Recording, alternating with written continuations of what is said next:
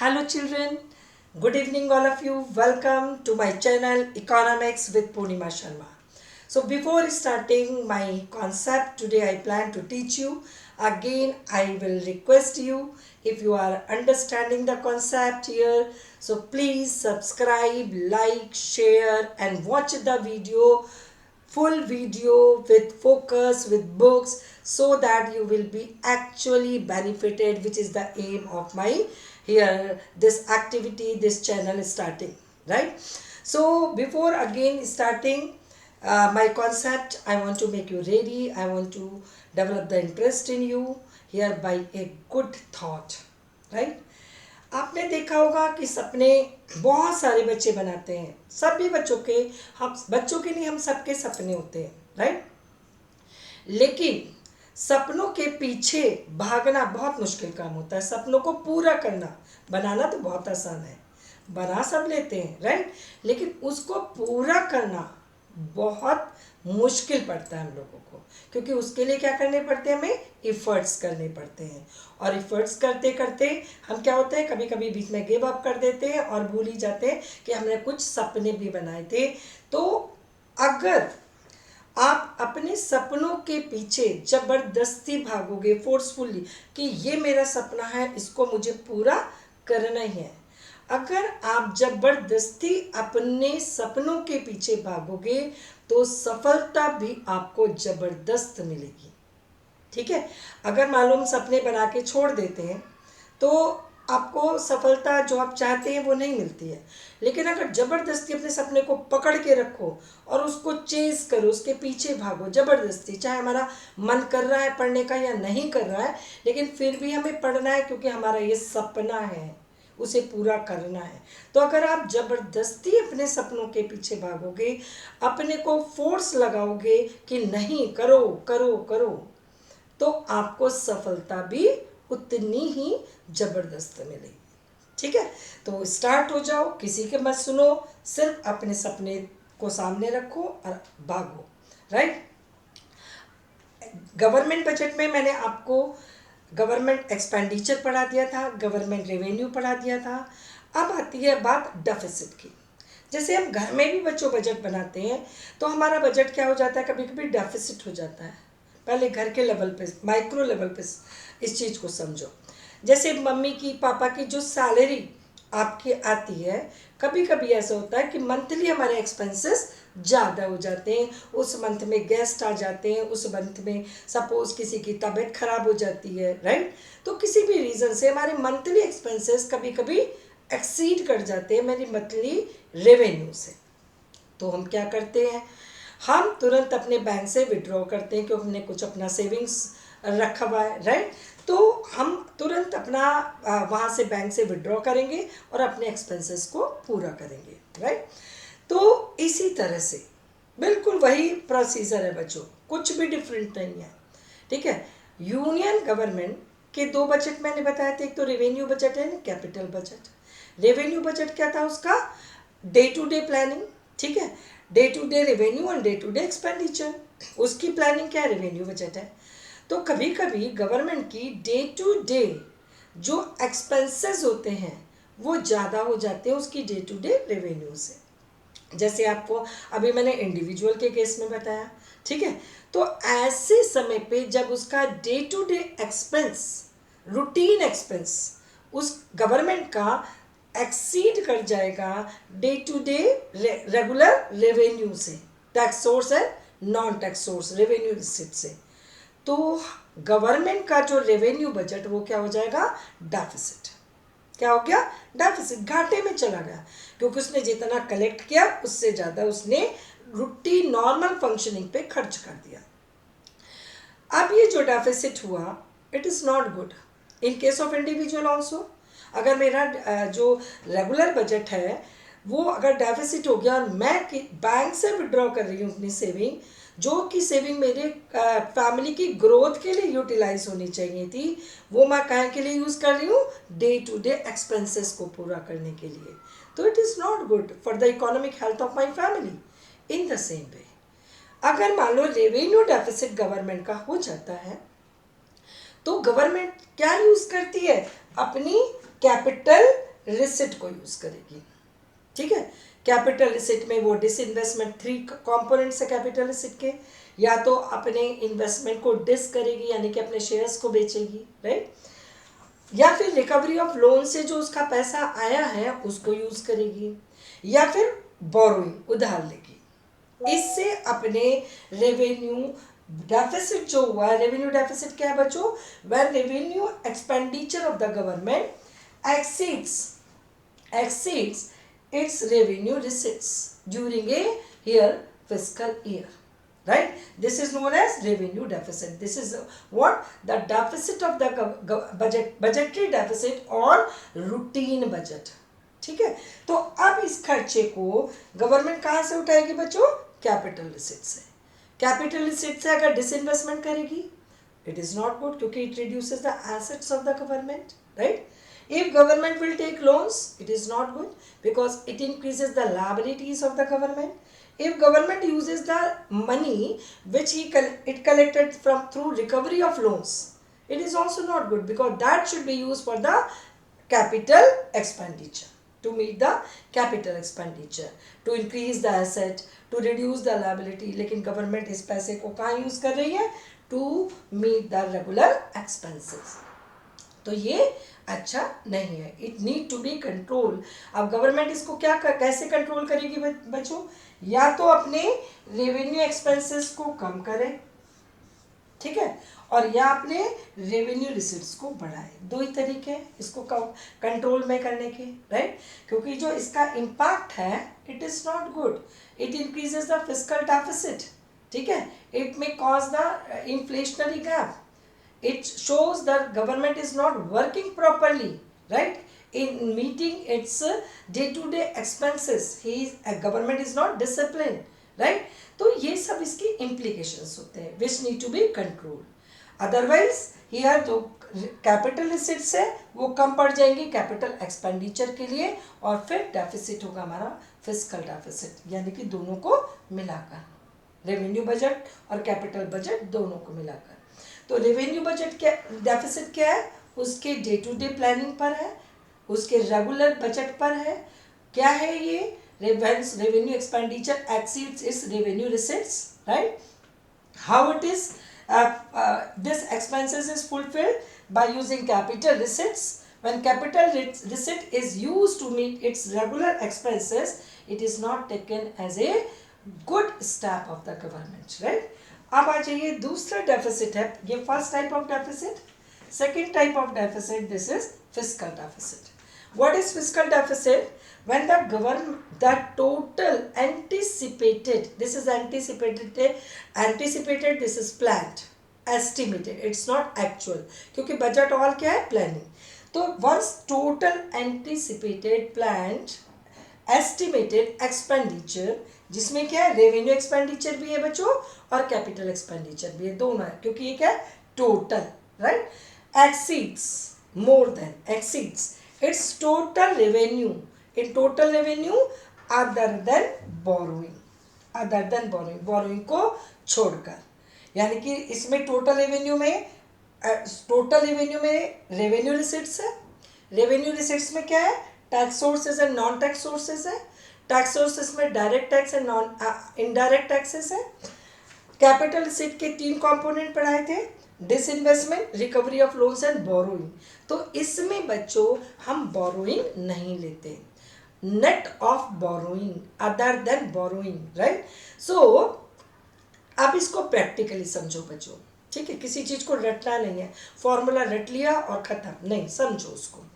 जैसे कि आपके फैमिली में टोटल खर्चा प्लान हो गया, रेवेन्यू एंड कैपिटल दोनों खर्चा आपका एक्सपेंडिचर प्लान कर लिया, ठीक है। आप टोटल रेवेन्यू प्लान कर ली, उसमें बोरोइंग नहीं है, वो बाद में देखेंगे हमने total revenue other than borrowing plan की। अब हम कंपेयर करेंगे कि हमारा एक्सपेंडिचर ज़्यादा है रेवेन्यू से या रेवेन्यू ज़्यादा है एक्सपेंडिचर से। अगर total expenditure is more than total revenue other than borrowing, borrowing को छोड़ दीजिए अभी, ठीक है, तब हमें पता चलेगा कि हमें एक्चुअली इतना अमाउंट और चाहिए to meet our planned expenditure. अब वो हम कहाँ से लेंगे बच्चों? अगर हमारा टोटल एक्सपेंडिचर ज़्यादा हो जाता है टोटल रेवेन्यू से बोरोइंग को छोड़कर, तो जनरली हम कहाँ से लेते हैं? बोरोइंग से उधार लेकर इन खर्चों को पूरा करेंगे। सेम हियर, गवर्नमेंट ने अपने पूरे एक्सपेंसेस प्लान कर ली, revenue expenditure and capital expenditure. Government ने प्लान कर लिया कि कहाँ कहाँ से रेवेन्यू आएगा बोरोइंग को छोड़कर, राइट, कि रेवेन्यू रिसिट से कितना आएगा, कैपिटल रिसिट से, डिसइन्वेस्टमेंट और रिकवरी ऑफ लोन से कितना आएगा, अदर देन बोरोइंग प्लान कर लिया। अगर मान लो ये ज़्यादा है इससे, ठीक है, तो इसका मतलब क्या हो, इतना लोन गवर्नमेंट को चाहिए to meet its planned expenditure. तो fiscal deficit is actually is equal to borrowing. ये क्या बता रहा है? गवर्नमेंट की बोरोइंग रिक्वायरमेंट, कि गवर्नमेंट को इतना उधार लेना पड़ेगा to meet its plan expenses, revenue and capital both. तो फिस्कल डेफिसिट क्या है? आपका बोरोइंग है। इसको बहुत अलग अलग ढंग से आता है, इसलिए मैंने पूरा फ्लो चार्ट बनाया बच्चों। कभी कभी कुछ भी नहीं दिया होता, आपको बोला जाता है फाइंड आउट फिस्कल डेफिसिट, और आप अपने फॉर्मूले के अकॉर्डिंग ढूंढ रहे हैं कहाँ है टोटल एक्सपेंडिचर, कहाँ है टोटल रेवेन्यू, ठीक है, और कुछ भी उसमें नहीं दिया है और परेशान हो रहे हैं कैसे निकलेगा कैसे निकलेगा, और उसमें पता चला बोरोइंग दिया होगा। तो आपको कुछ भी नहीं करना है, सिंपल आपको एक स्टेटमेंट लिखना है कि fiscal deficit is equal to borrowing, so fiscal deficit is this. आपके लिए बहुत सिंपल है, आप अननेसेसरीली इतना पेन लेते रहते हैं, ठीक है। अब कभी कभी दिया रहता है total revenue net of borrowing, तो ये यही हो गया अदर देन बोरोइंग। कभी आपको दिया रहता है revenue receipt and non debt creating receipt, capital receipt. Revenue receipt तो क्लियर हो गई आपको, टैक्स सोर्सेस और non tax sources. Capital receipt क्या कैसे दिया रहता है? Non debt creating capital receipt, यानी कि debt creating capital receipt is borrowing, ठीक है, वो है ही नहीं उसमें, उसने क्या लिखा है? Non debt creating capital receipt. इसका मतलब उसमें क्या है? सिर्फ disinvestment and recovery of loans है। तो अलग अलग ढंग से इस पे न्यूमेरिकल आता है। आपको अपने कॉन्सेप्ट को क्लियर रखना है, तो कैसे भी आपको क्वेश्चन दे, आपको कोई मतलब नहीं है, आप फटाफट अपने कॉन्सेप्ट लगाएंगे और आंसर करेक्ट, राइट। अब आ जाइए what is primary deficit, right. Primary deficit this is what, this is what बच्चों, fiscal deficit which is equal to borrowing minus interest payment. यानी कि इसका मतलब क्या है? इसका मतलब समझो, गवर्नमेंट ने उधार लिया सपोज 5 अरब का, ठीक है, 5 अरब उसका उधार है, ठीक है, बोरोइंग है। अब उस उधार में से हमें ये चेक करना है कि गवर्नमेंट कितना पैसा उसमें केवल इंटरेस्ट पेमेंट के लिए यूज़ कर रही है और कितना डेवलपमेंटल एक्टिविटीज़ पे यूज़ कर रही है, ठीक है। उसको निकालने के लिए हम प्राइमरी डेफिसिट कैलकुलेट करते हैं। जैसे कि अगर मान लो फिस्कल डेफिसिट अज्यूम करो 10 है और इंटरेस्ट पेमेंट 5 है, ठीक है, तो प्राइमरी डेफिसिट कितना हुआ? 5। अब ये जो 5 प्राइमरी डेफिसिट है, यानी कि ये 5 गवर्नमेंट इस साल के लिए लिया है और ये आपके पिछले साल के लोन्स ने फोर्स किया to take loan equal to 5 to make the payment of interest. तो यानी कि 10 में से 10 जो बोरोइंग है उसमें 5 क्या है? इंटरेस्ट पेमेंट है, जो पिछले साल की लायबिलिटीज फोर्स कर रही है गवर्नमेंट को लोन लेने के लिए, और 5 इस साल की प्लानिंग को मीट करने के एक्सपेंसेस को पूरा करने के लिए, मतलब कि डेवलपमेंटल एक्टिविटीज़ के लिए गवर्नमेंट यूज़ कर रही है।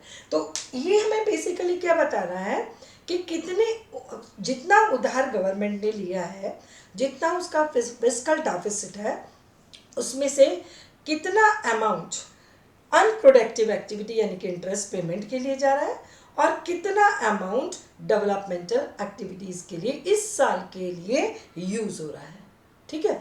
कितना इस साल का गवर्नमेंट फोर्स कर रहा है गवर्नमेंट को लोन लेने के लिए, और कितना अमाउंट ऑफ लोन पिछले साल के बजट फोर्स कर रहा है गवर्नमेंट को उधार लेने के लिए, बोरोइंग लेने के लिए।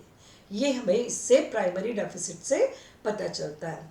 अगर मान लो प्राइमरी डेफिसिट ज़ीरो है, ठीक है, प्राइमरी डेफिसिट अगर ज़ीरो है तो इसका मतलब क्या हुआ कि पूरा का पूरा उधार किसके लिए लिया गया, इंटरेस्ट पेमेंट के लिए, क्योंकि प्राइमरी डेफिसिट इज ज़ीरो, कि अगर ये भी 10 हो जाए बच्चों और ये भी 10 हो जाए तो इसका अमाउंट कितना आएगा, ज़ीरो। इसका मतलब इस साल के लिए कुछ भी उधार नहीं लिया गवर्नमेंट ने पूरा उधार काहे के लिए लिया, इंटरेस्ट पेमेंट के लिए। So low primary deficit or zero primary deficit. It means government is not taking loans for the development activities for this year. It is only because of the interest payment on the loan taken in the previous years. ठीक है, तो primary deficit is equal to physical deficit minus interest payment. अब इसका अलग अलग ढंग से numericals आता है, राइट। जैसे कि ये आपका borrowing minus interest payment is equal to fiscal deficit, then primary deficit plus interest payment is equal to fiscal deficit। क्योंकि ये उधार को ही तो बाइफरकेट कर रहे हैं बच्चों, लोन को, कि कितना डेवलपमेंट एक्टिविटीज के लिए प्राइमरी डेफिसिट क्या है, इस साल की डेवलपमेंट एक्टिविटीज, और कितना इंटरेस्ट पेमेंट के लिए टोटल उधार लिया गया। तो यानी कि इन दोनों को ऐड करते तो हमारे पास टोटल उधार आ गया, यानी कि टोटल बोरोइंग आ गई, यानी कि फिजिकल डेफिसिट आ गया। और physical deficit minus interest payment is equal to primary deficit. Understood. तो अलग अलग ढंग से आपके इसके क्वेश्चंस आते हैं, ठीक है, न्यूमेरिकल्स पूछते हैं और 1 मार्कर, ठीक है। एमसीक्यू इस कॉन्सेप्ट में से बहुत आता है, राइट। तो इसके सारे आप implication generally out of syllabus है, राइट।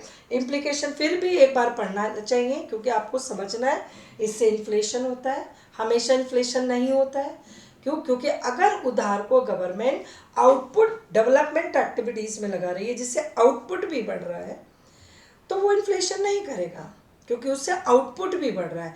तो अगर क्वेश्चन आता है कि physical deficit does physical deficit always inflationary in nature, not always, ठीक है। It depends how the government is using this loan amount for which purpose, ठीक है। इस पर डिपेंड करेगा कि अगर आउटपुट बढ़ाने में गवर्नमेंट यूज कर रही है तो इन्फ्लेशनरी नहीं होगा, और अनप्रोडक्टिव पर्पस के लिए कर रही है, जिससे कि केवल आउटपुट बढ़ रहा है, जिससे केवल डिमांड बढ़ रही है, मनी सप्लाई बढ़ रही है और आउटपुट नहीं बढ़ रहा है, तब फिर इन्फ्लेशनरी होगा, ठीक है। तो इस तरह से करके इस पे इनडायरेक्ट क्वेश्चन भी पूछे जाते हैं। Chapter is ended. Again I am doing the recap of this chapter for you what I taught. पहले बताया आपको गवर्नमेंट बजट है क्या, प्लानिंग है रेवेन्यू और एक्सपेंडिचर की फॉर ए ईयर, राइट। दूसरा आपको बताया ऑब्जेक्टिव, जो कि बहुत ही इंपॉर्टेंट है। एक एक ऑब्जेक्टिव को बहुत से समझना है, और एक एक ऑब्जेक्टिव 3 और 4 मार्क का आता है। फिर हम आए कॉम्पोनेंट्स ऑफ बजट पर, रेवेन्यू बजट, कैपिटल बजट पढ़ाया। फिर मैंने बढ़ाया budgetary receipt, revenue receipt, capital receipt, दोनों में क्या डिफरेंसेस है, राइट। फिर मैंने पढ़ाया आपको बजटरी एक्सपेंडिचर, दूसरा component, revenue expenditure and capital expenditure, what is the point of difference between these two. उसके बाद आपको बताया कि अगर रेवेन्यू और एक्सपेंडिचर बैलेंस्ड नहीं है, अच्छा 3 टाइप्स ऑफ बजट भी है, surplus budget, deficit budget, balanced budget. Surplus budget क्या कब होगा, नाम से क्लियर है, जब गवर्नमेंट के expenses, total expenditure here fall short than total revenue, ये सरप्लस बजट हो गया। गवर्नमेंट ने कलेक्ट ज़्यादा किया और खर्च कम किया, तो क्या हो गया, उसको गवर्नमेंट को क्या हो गया, बचत हुई, सरप्लस बजट हो गया। डेफिसिट बजट कब होगा, जब गवर्नमेंट के टोटल खर्चे ज़्यादा हो जाते हैं उसके टोटल रेवेन्यू से, तो उसको घाटा हो गया, यानी कि वो डेफिसिट बजट हो गया। बैलेंस्ड कब होगा, जब उसका total expenditure will be equal to total revenue, यानी कि दोनों बराबर बैलेंस्ड। तो 3 टाइप ऑफ बजट हो गए, सरप्लस, डेफिसिट, बैलेंस्ड, ठीक है। उसके बाद 3 टाइप्स ऑफ डेफिसिट पढ़ाए मैंने। रेवेन्यू डेफिसिट क्या होता है, कैसे कैलकुलेट करते हैं, राइट, और क्या इम्प्लीकेशन होते हैं वो भी आपको ब्रीफ में बताया। फिजिकल डेफिसिट क्या होता है, कैसे कैलकुलेट करते हैं, डिफरेंट वेज, राइट। और इसके क्या इम्प्लीकेशन है, राइट। और प्राइमरी डेफिसिट क्या होता है और इसको कैसे हम कैलकुलेट करते हैं, किस टाइप के 1 मार्कर क्वेश्चंस आते हैं। Chapter is ended. Hope if you will go through the all videos 110% I am sure, ठीक है। क्यों? क्योंकि I am not teaching just to complete, ठीक है, just to finish. I am teaching to complete the concept. दोनों चीज़ों में अंतर है बच्चों, फिनिश एंड कंप्लीट, ठीक है। फिनिश मतलब आप समझे ना समझे, कंप्लीट मतलब अगर आप पढ़े, दिल से पढ़े, इंटरेस्ट से पढ़े, तो ज़रूर आप समझेंगे, ठीक है। So God bless you, have a nice day, take care of your health and be good citizen, good human being, and God bless you all. Subscribe करना ना भूलना, ठीक है। पूरी वीडियो देखना है बुक के साथ। Thank you.